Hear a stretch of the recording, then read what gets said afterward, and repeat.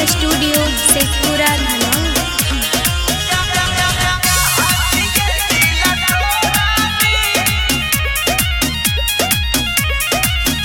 आगे रत भर सुतो हनी हमरा जोरे के आज कैसे तो मुँह मोड़ानी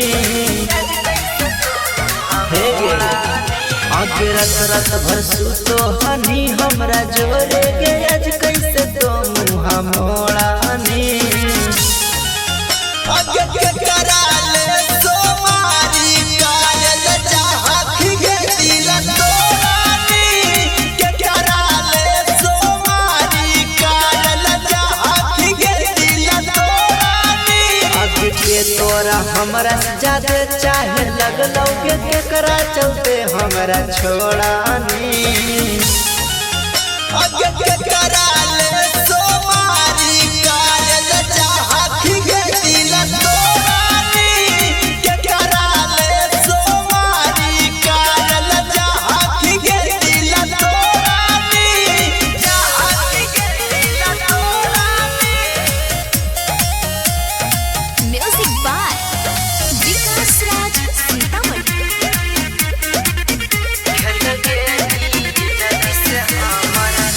खेल गेली जिंदगी से हमर लगतौ तोरा पाप गे।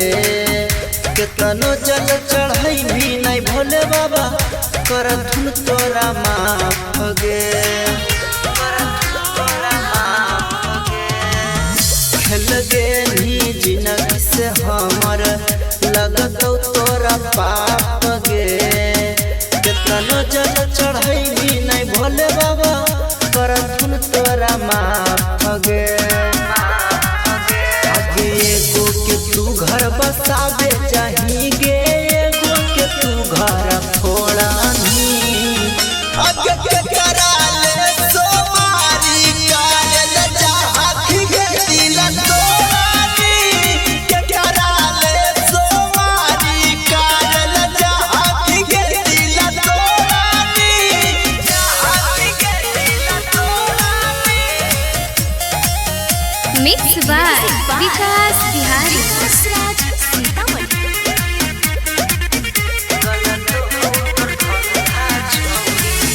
गलत हो तोर धंधा छौरी, गलत तोर विचार गे।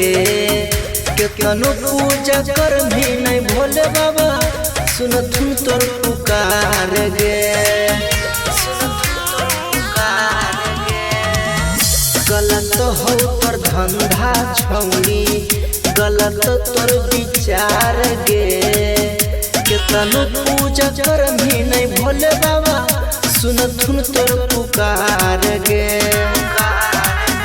आगे पावन कसूर कैल को विकास बिहारी के रबिया से तू हाथ जोड़ानी।